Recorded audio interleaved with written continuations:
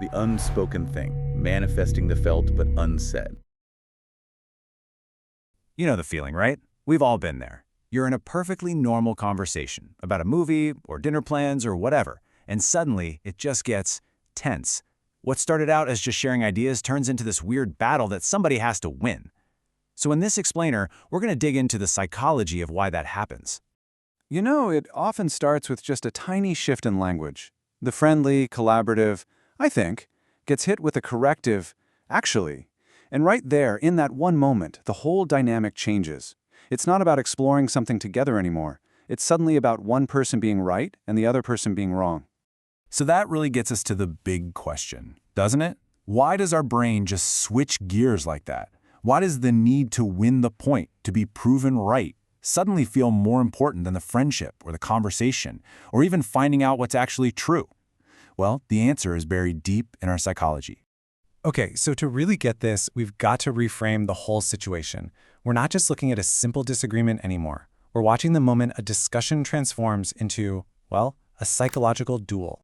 And the key idea here is something called cognitive dissonance. A psychologist named Leon Festinger came up with this, and it basically describes that super uncomfortable feeling we get when we hold two clashing ideas in our head at once. Or, when we do something that goes against what we believe.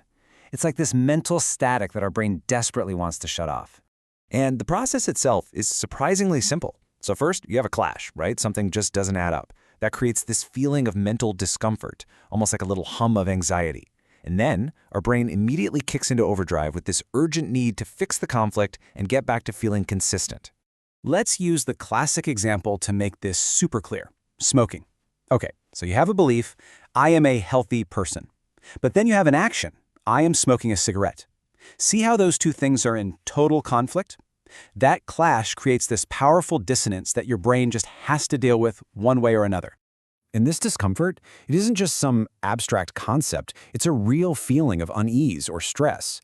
Think of it as a psychological itch that you are just dying to scratch.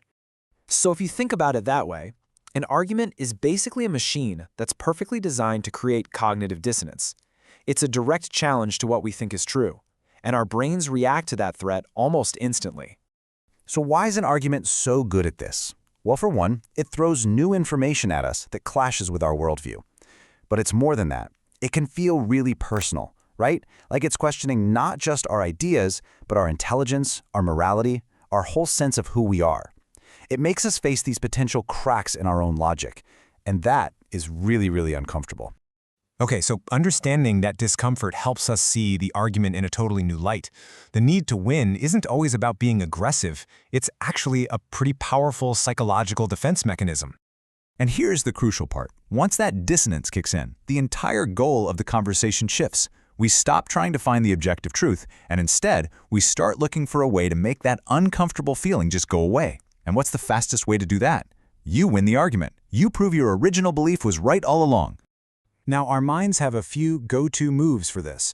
The absolute hardest thing to do is to actually change our behavior or our belief. What's way, way easier, especially in the heat of the moment, is to justify our position or go looking for some new info that backs us up, or just decide the whole thing isn't that important anyway.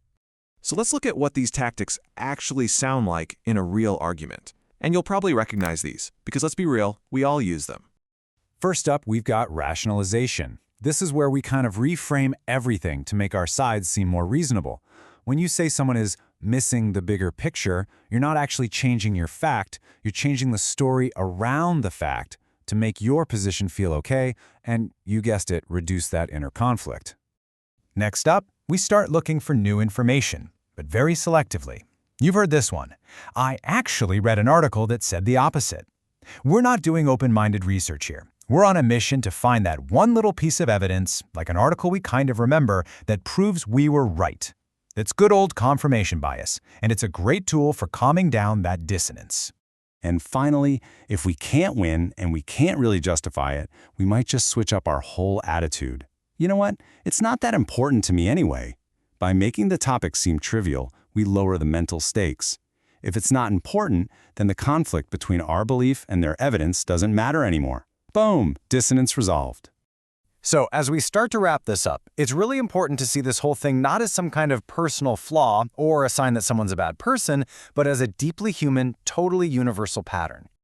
When it comes right down to it, when we're fighting to be right, we're usually fighting for something else entirely. We're fighting to get that sense of balance back, to quiet down that loud, uncomfortable static in our own heads. It's a move for self-preservation, not really a search for what's true. And that leaves us with a really fascinating question to think about. The next time you feel that defensive need to win an argument, what if you saw it not as a call to fight, but as a signal, a flashing light pointing directly to a belief that's really important to you, to your identity? I wonder what might change in how we talk to each other if we just approached it with that kind of curiosity.